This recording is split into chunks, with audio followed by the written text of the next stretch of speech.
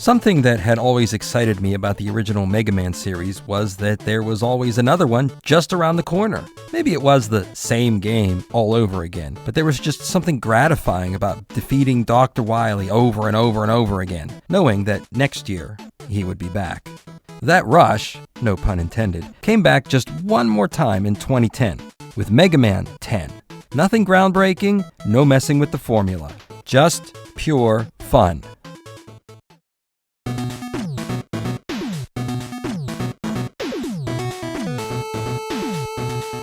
Looking back at Mega Man 9 in 2008, it was a shock that Capcom would bring one of its oldest heroes back from the dead, and to do it in his original format. 2008 was the middle of a wave that saw classic gaming brought back into the mainstream, 8-bit graphics and all. The Wii Virtual Console led the way, with hundreds of classic games that were long forgotten, available for just a few dollars. Wii points.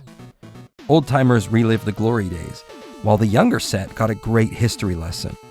Xbox Live Arcade and the PlayStation Network Store were also there, with smaller, lower-priced downloadable games that often reflected classic aesthetics. But in that wave of 8-bit rebirth, there was a dichotomy of either straight re-release or full-on remake. Mega Man 9 broke from that with what was basically a new NES game, and boy was it great. With huge buzz, positive reviews, and reportedly high sales, it was one of the best games of 2008. And if Mega Man 9 had been the end, that would have been fine. We had our moments, and that was enough. But Capcom wasn't done. During the planning stages and after the release of Mega Man 9, Keiji Inafune and his staff at Capcom, along with Inti Creates, welcomed the idea of a sequel. Sales from the first weekend in September 2008 were more than enough to get Mega Man 10 going. Mega Man 9 was completed mostly in secret. The team, perhaps, missed the mark in regards to targeting a wider audience. I thought Mega Man 9 was great, maybe too short and a little easy, but there were thousands out there who were new to Mega Man and didn't really get what the team was aiming for. A game in 2008 lifted straight out of 1988. Keiji Inafune and his team looked at reviews and comments about the game. Mega Man 9 was too hard. There wasn't much else to do besides the main quest. And the graphics were too plain, even though for all of these things, that was kind of the point. Rockman 10, aka Mega Man 10, began with that feedback in mind. An effort was made to make the game fuller and more enjoyable to everyone, while staying true to 8-bit ethos. An easy mode was implemented, a first for the series. The only thing that came close was normal versus difficult settings in Mega Man 2, which was not easy, if you want to get super technical and pedantic about it. The easy mode really helped out a player who had never played Mega Man at all. There is a lot of hand-holding, namely that most of the jumps are covered up, so Mega Man can just walk right over everything. The enemies also do less damage than they do normally. Yasichi, which restore all energy and weapons, are everywhere. There are more frequent drops of screws, which, just like in 9, are used as money to buy items in Auto Shop, E-tanks, extra lives, and the like. I'm not disparaging anyone who may need or enjoy easy mode, but those raised on Mega Man who welcome a tough challenge will find it a little boring. Normal mode is normal, following all of the rules the series has long established. You will die, it won't be easy, but if you stick to it, you can beat it by the end of the weekend. Finishing normal mode unlocks hard mode. Now we're talking. More enemies, less drops. The Robot Masters have different movements, and you've got to act quickly. Finish hard mode, and you really are a rock soldier. Proto Man mode is another way to play. Not exactly a hard mode, just different. Proto Man can slide and use his shield, options Mega Man doesn't have. He also takes more damage than usual, falls back twice as far when hit, and can only fire off 2 rounds at a time, one less than Mega Man's usual 3. So is it hard? Yes, in the way that you need to rewire your muscle memory to get through the game. Outside of the main quest, there are the challenge stages, 88 levels that offer a range of obstacles. All of these stages can be fun, but also serve as a method of training. Each stage put together will allow you to encounter every possible combination of movement and enemy. Only a month after release, Capcom sold expansion packs for $1 to $3 that offered more. Endless mode, just like in Mega Man 9, a stage that goes on and on and on forever. 3 special stages with one of the Mega Man killers, Anchor, Punk, and Ballad as the bosses, all from the Game Boy series of Mega Man games. And Bass Mode. Play as Bass from the Game Boy Advance game and Super Famicom game, Mega Man and Bass, known in Japan as Rockman and Forte.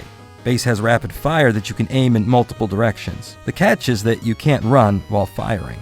The shots do half the damage and cannot go through walls. Bass can also dash and jump further distances, kind of similar to the way you can in Mega Man X. In regards to graphics, the team bent the main rule Mega Man 9 laid down. If it couldn't be done on the NES, it can't be done here. Mega Man 9 could not be played on a real family computer or NES, but followed every rule defined by the CPU, the number of colors, sprites, backgrounds, and so on. Sure, the 8-bit style was, and will forever be great, but why limit yourself? In Mega Man 10, there are things in the game that would kill our dear old 6502. The backgrounds have finer details, with more dots on screen than the NES could ever do. Compare this to 9 that had single-color backgrounds, or in some cases, large tiling that older Mega Man games and other NES games had. Some graphical effects take up the whole screen. The stages fade in and out smoothly.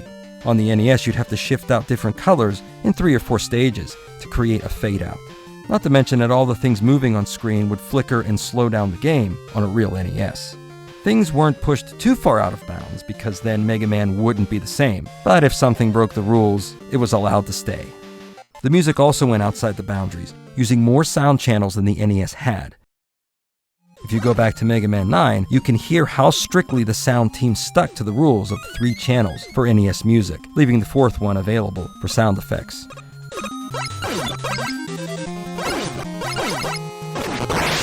It really does sound like something from 1988. 9 had great songs, but felt limited. In 10, you can clearly hear more than 3 sounds going at once.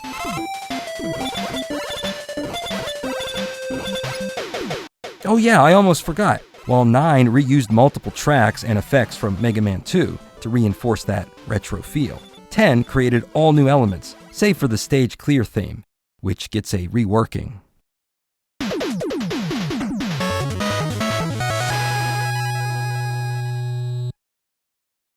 Not only that, the musical director Ippo Yamada, who was well known for his work on older Mega Man games and just happened to be the founder of Inti Creates, invited an all-star lineup to contribute to the Mega Man 10 soundtrack. Each of the 8 main stages were composed by some of the greats. Manami Matsumae and Yasuaki Fujita are just 2 famous names that grace the credits. When it came to the creation of the 8 Robot Masters, Capcom declined contests like they had done back in the 80s and 90s, designing them all in-house. But you have to wonder if older submissions didn't have a hand in creating this set. Sheepman. Inside a digitized cyberspace, you'll find electric sparks and mouse arrows attacking you, all while green Apple II-style prompts fill the background. Sheepman attacks with the Thunder Wool, a slow-moving thundercloud that drops a lightning bolt. Pumpman occupies the water treatment plant, a grimy pumping facility with giant industrial pistons and flowing water currents. At least I hope that it's just water. Pumpman's weapon of choice is the Water Shield, rotating orbs of water that damage enemies on contact. This serves as the must-have protective shield in Mega Man 10. Solar Man runs the solar power plant, a blazing hot interior with molten lava tanks and sunbeam cannons. Hazards include rising heat columns and fire traps.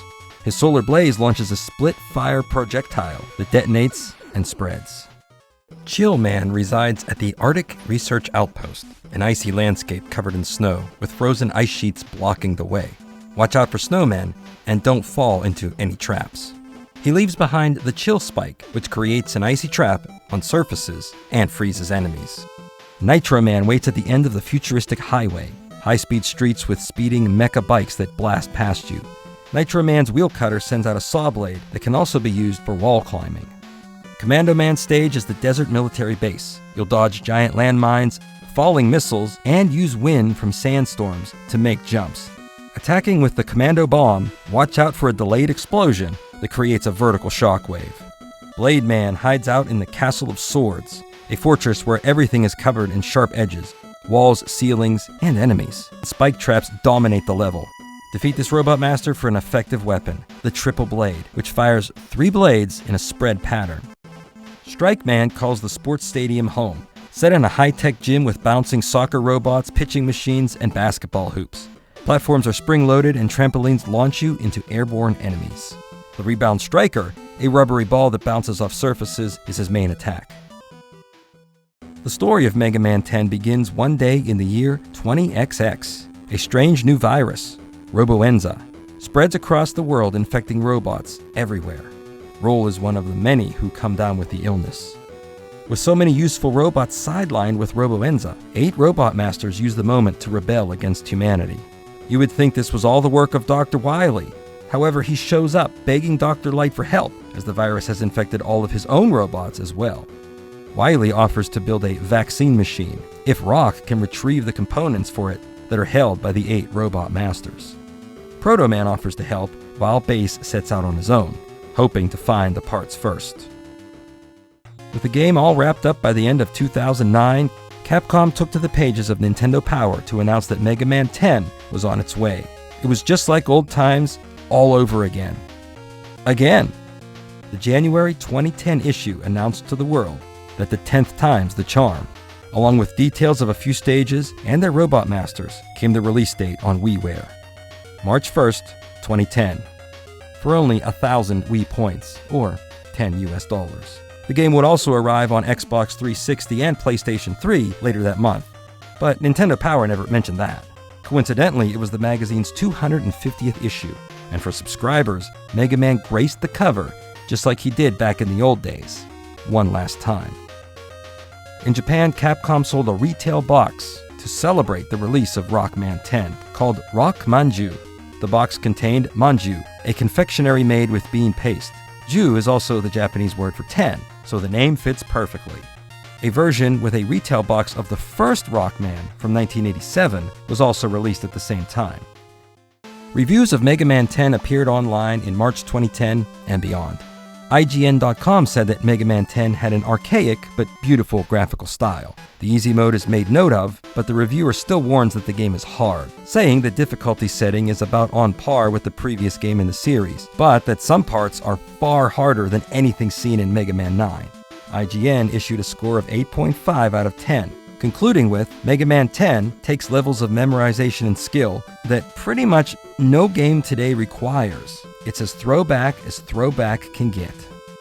NintendoLife.com gave a score of 9 out of 10. The review compared and contrasted Mega Man 9 and 10, stating, Capcom decided to stick with the same gameplay feel of the original WiiWare release, and it really pays off. And that as impressive as the musical score was in Mega Man 9, Capcom seems to have outdone themselves with the soundtrack in Mega Man 10. The range of difficulty and challenges are discussed, with the review claiming the easy mode really sugarcoats the experience, but the hard mode will truly test your gaming skills.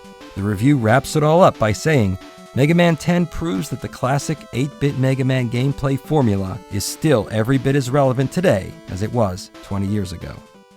There are no hard sales data from Capcom. Even today, but especially then, digital game sales were not carefully tracked nor made available for all to see, like games sold at retail. The Nintendo Wii did have a channel that gave some insight into how well Mega Man 10 sold. On April 19, 2010, the Nintendo channel reported that Mega Man 10 was played nearly 42,000 times by almost 7,500 players, with a total of 54,018 hours in the first 7 weeks. Data was only collected from Wii owners who opted into the service. Mega Man 10 also reached number 5 on the WiiWare charts in its first month. How many total downloads took place will likely never truly be known. As the world moved on from their PS3s and Wiis, another traditional Mega Man game never followed. In 2018, Capcom delivered Mega Man 11, which kept the 8 Robot Masters format but adopted a modern graphical style. The announcement was a welcome surprise as 8 years had passed since Rock's last adventure. Almost 8 years later, Mega Man 12 has still yet to be seen. Mega Man 10 can still be played today on modern hardware as part of Mega Man Legacy Collection 2, known as Rockman Classics 2 in Japan, released for the PlayStation 4, Xbox One, and Switch. Every mode and add-on is included. The successor hardware of each is backward compatible, and these games are still for sale. so it's safe to say that the last Mega Man 8-bit outing might still be playable whenever the real 20XX finally rolls around. Mega Man 9 was meant to be another Mega Man 2. Not just the presentation, but the rush of excitement to discover the game and have all those memories come flooding back. That was true for a lot of us. I would liken Mega Man 10 to being another Mega Man 5 or 6 in the regard of the excitement that came with firing up the game for the first time. Excitement for Mega Man 6? You might ask. Yeah, totally, because it meant the series was still going. It's like when a band that goes on tour every summer and plays only the greatest hits for the masses still puts out albums for a few hundred true fans. You get that exciting feeling of something new. With Mega Man 10, it would be one of the last in the series, and the last with its original graphical style. So when I power up the PlayStation 5 or Switch 2 in 2025, I can go back to 2010 and just feel good, saying to myself how lucky we are to get just one more go. Just like how Mega Man 6 in 1994 did. Hopefully, one day, before our last trip around the sun, we can say again that we got one more.